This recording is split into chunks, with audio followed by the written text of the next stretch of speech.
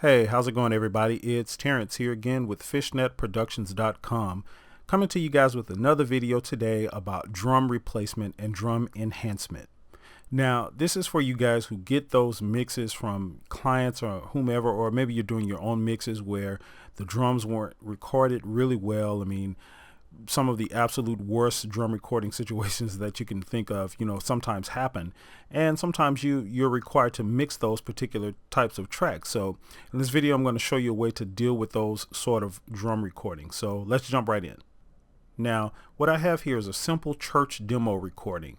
Now this particular church, they didn't take much time or effort to put a lot of thought into this recording, especially on the drums. What I have here is basically a kick drum channel and a snare drum channel and two overhead mics. The placement on these with the mics on these drums was not done strategically at all. You can tell the kick drum mic was just simply thrown in the kick drum and laid on top of the pillows. The snare, no sort of strategic placement or anything like that at all. And the two overheads are out of phase really bad. So I'll let you take a listen to that, and then I'll show you how we're going to enhance these drums to make them sound great. So here it is.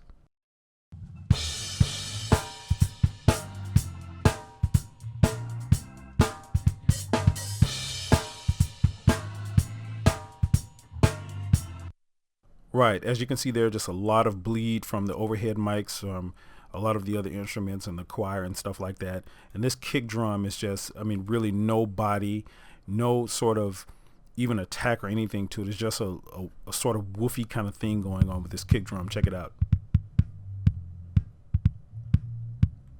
And sort of the same thing with the snare. You're not really getting any body out of the snare or anything like that, or any real high end from the snare. It's just like a pop.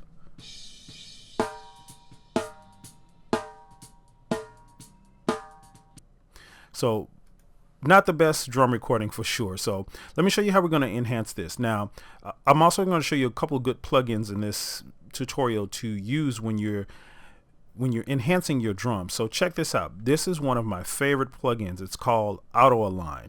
If you don't know about this plugin, look it up. It's a really, really good plugin for phase alignment for drums and stuff like that. I've already done the settings on here, and I won't go through how this plugin works because it's outside of the scope of this video. I'm just going to turn them on, and I'm going to let you hear the difference between this overhead. Matter of fact, let me start with them off, and then I'll turn them on as we go. Check this out.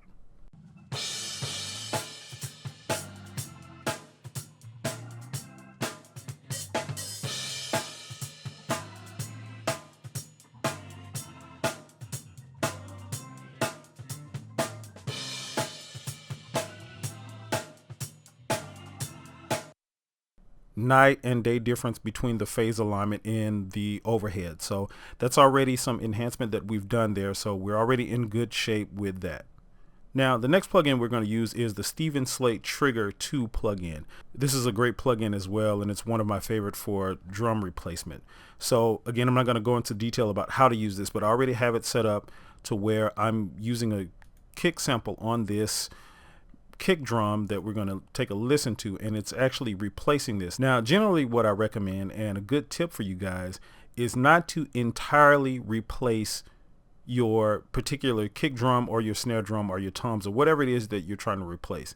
Simply add them in there and do some sort of parallel processing. That way you don't lose the realism and the body of the real instruments. Now in very extreme cases, sort of like the one we're dealing with today, I'm probably going to use a little bit more of this replacement sound on the kick and snare than I normally would, but generally speaking, I don't like to go all the way and use the entire replacement. I like to sort of blend the two sounds, but just this kick drum is just so bad, like I'm probably going to even replace the whole thing. So check this out. Just take a listen to how this sounds, the difference between this kick drum, what it sounds like without the processing, and then with the replacement. Check it out. Here we go.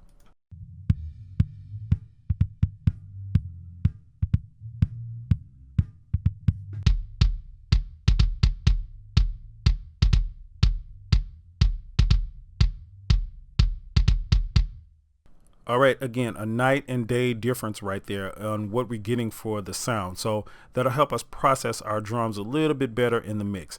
Now, same thing I have going on here with the snare drum. I'm replacing the snare with the same plugin, and I have a snare sound in there, so we're going to see what that sounds like. I'll start with it off and then I'll turn it on. Check this out.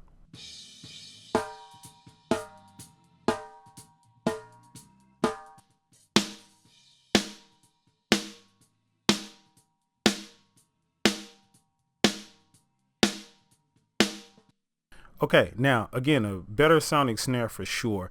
Now what I'm going to do is just let you listen to this from where we started. I'm going to turn all of these plugins off, the Slate Digital plugin and the Auto Align plugins. I'm going to let you check the drums out, how they sounded before we added these plugins in, and then I'll add them back in as we go.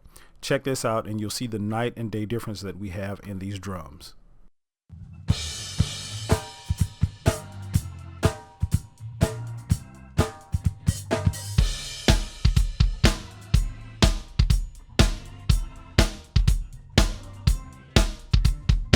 Okay, now let's listen to these plugins turned off in context with the rest of the music, and then I'll play it again with them turned on, and we'll hear that big difference in what it's making with the mix. Check this out.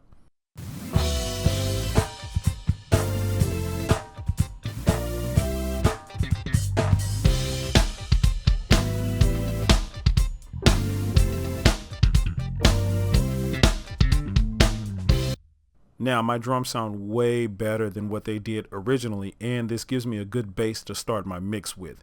So another tip that I like to use though with using these sort of drum enhancement plugins like the Trigger 2 and other enhancement plugins like that is generally I like to go in and add some sort of analog vibe to them.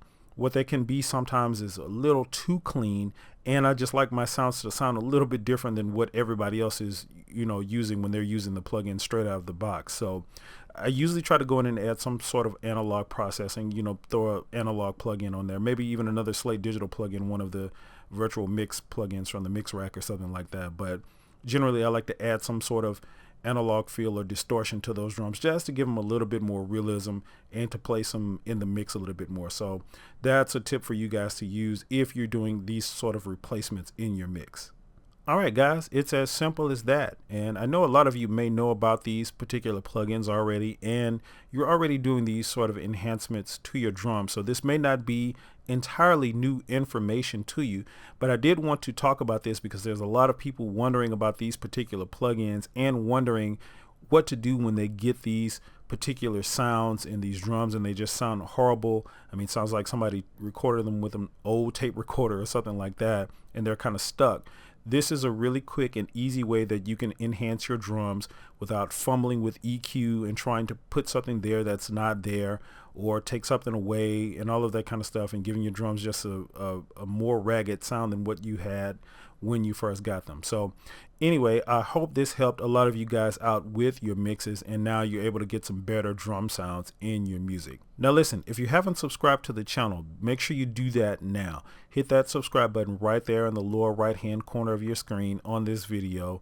There's already a lot of great content on the channel with mixing tips and stuff like that. Be sure to check those out, and I'll see you guys in the next video.